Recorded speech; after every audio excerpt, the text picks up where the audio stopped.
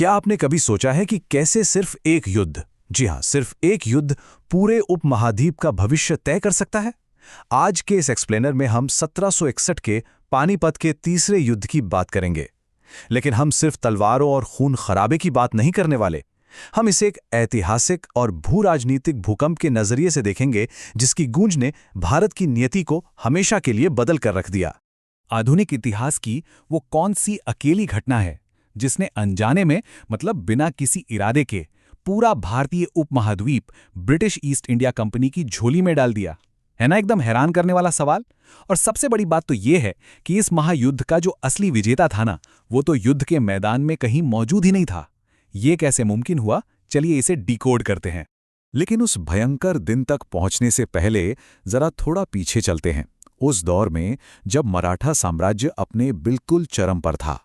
1752 के बाद का भारत इमेजिन कीजिए। पूरी राजनीति सिर्फ और सिर्फ मराठों के इर्द गिर्द घूम रही थी। वो इतने पावरफुल हो चुके थे कि दिल्ली के तख्त पर कौन बैठेगा ये भी वही तय करते थे। असली किंग मेकर बन गए थे वो। उन्होंने अपनी सीमाएं उत्तर में बहुत दूर तक फैलाईं। और तो और 1750 के दशक के मध्य में उन्होंने पंजाब से अफगान शासक अहमद शाह अब्दाली के बेटे को ही खदेड़ दिया। बस यहीं से चिंगारी भड़की। मराठों के इस बेखौफ कदम ने अब्दाली के अंदर बदले की एक भयंकर आग जला दी। अब जब आग लग चुकी थी तो बारी थी कूटनीति की। पर्दे के पीछे गठबंधनों का एक पूरा जाल बिछाया जाने लगा।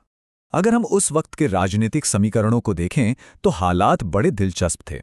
अब्दाली ने अवध के नवाब शुजाउद्दौला और रुहेलखंड के नजीबुद्दौला को अपने पाले में कर लिया। वहीं दूसरी तरफ मराठे बिल्कुल अलग थलग पड़ गए। उन्हें राजपूतों और भरतपुर के महाराज सूरजमल जैसे शक्तिशाली जाट शासकों का साथ नहीं मिला। क्यों? क्योंकि मराठों द्वारा लगाए गए भारी टैक्स और उनके थोड़े सख्त रवैये ने इन अहम स्थानीय शक्तियों को नाराज कर दिया था। और इस कूटनीतिक चूक ने मराठों को अपनों के बीच ही खतरनाक रूप से अकेला कर दिया। और यही मराठों से एक बहुत बड़ी, कह सकते हैं कि एक जानलेवा रणनीतिक चूक हो गई। महाराज सूरजमल ने मराठों को एक बहुत ही काम की सलाह दी थी। उन्होंने कहा था कि अपने साथ ये जो भारी भरकम नागरिकों का दल है, इसे पीछे ही छोड़ दें। लेकिन मराठों ने इसे अनसुना कर दिया। नतीजा, एक तरफ अब्दाली की सेना थी जो पूरी तरह से फोकस और युद्ध के लिए तैयार थी, और दूसरी तरफ मराठों का कैंप था जो औरतों, बच्चों, रसोइयों और तीर्थयात्रियों की भीड़ से भरा हुआ था। इस एक फैसले ने आगे चलकर रसद का ऐसा भयानक संकट खड़ा किया कि पूरी बाजी ही पलट गई। अब सवाल ये है कि ये सब पानीपत में ही क्यों हुआ। चलिए इस चक्रव्यूह को थोड़ा और बारीकी से समझते हैं। पानीपत को रणभूमि के तौर पर चुनना कोई इत्तेफाक नहीं था। ये जगह घुड़सवार सेना के लिए एकदम परफेक्ट थी। खुले मैदान थे, दिल्ली के बेहद करीब थी, जिससे आगे बढ़ती दुश्मन सेना को रोका जा सके। जानवरों के लिए घास पानी खूब था और हथियारों की मरम्मत के लिए बढ़िया लोहार भी यहां मिल जाते थे। सब कुछ एकदम सेट लग रहा था। लेकिन बाजी तब पलट गई जब अब्दाली वहां पहले पहुंच गया। उसने ऊंचाई वाली जगहों पर कब्जा कर लिया, और ये एक ऐसा रणनीतिक फायदा था जिसने मराठों को पूरी तरह से बैकफुट पर ला दिया। अब देखिए कि कैसे कुदरत और दुश्मन की एक शातिर चाल ने मराठा कैंप को मौत के कुएं में बदल दिया।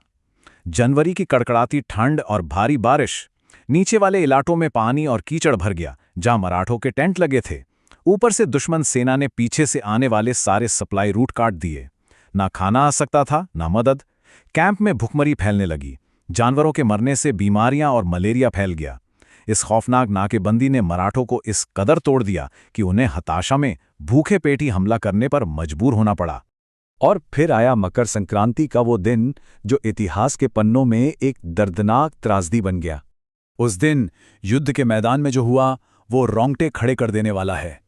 मराठे इतनी गजब की बहादुरी से लड़े कि शुरुआत में तो अब्दाली के खेमे में भी खलबली मच गई थी। लेकिन वो जो कीचड़ था ना, उसने सारा खेल बिगाड़ दिया। इब्राहिम खान गार्दी की कमान में मराठों का जो मशहूर और भारी तोपखाना था, वो उसी दलदल में फंसकर बेकाल हो गया, जबकि ऊंचाई से अब्दाली की तोपें कहर ढा रही थीं। और सबसे बड़ा झटका तब लगा जब 18 साल के युवा विश्वासराव और उनके महान सेनापति सदाशिवराव भाऊ दोनों वीरगति को प्राप्त हुए। बस उसी पल मराठों के भाग्य का फैसला हो गया। 75,000, जी हां, करीब 75,000 मराठा सैनिक इस युद्ध में मारे गए। ये सिर्फ एक नंबर नहीं है, ये एक ऐसा खौफनाक सच है जिसे सुनकर आज भी सिहरन होती है। इतिहासकार जदुनाथ सरकार लिखते हैं कि उस वक्त महाराष्ट्र का शायद ही कोई ऐसा परिवार था जिसका कोई अपना उस मैदान में काम ना आया हो, और जो लोग कैंप में बच गए थे, वो महिलाएं, वो बच्चे, उन्हें बंदी बनाकर अफगानिस्तान के बाजारों में बेच दिया गया। सच में यह हमारे इतिहास का एक बेहद क्रूर और दिल चीर देने वाला अध्याय है। इस तबाही की खबर पूना दरबार में कैसे पहुंची, ये भी कम हैरान करने वाला नहीं है। एक घुमक्कड़ बंजारे ने पेशवा को एक सीक्रेट कोड में ये दर्दनाक मैसेज दिया। उसने कहा, 2 मोती विलीन हो गए हैं, 22 सोने की मोहरें खो गई हैं, और चांदी और तांबे की तो गिनती ही नहीं की जा सकती। यहाँ 2 मोती का मतलब था विश्वासराव और भाऊ, सोने की मोहरें यानी बड़े सेनापति, और चांदी तांबे का मतलब था वो हजारों सैनिक जिनकी कोई गिनती नहीं थी। ये सुनते ही बूढ़े पेशवा सदमे में चले गए और कुछ ही समय बाद उनकी मृत्यु हो गई।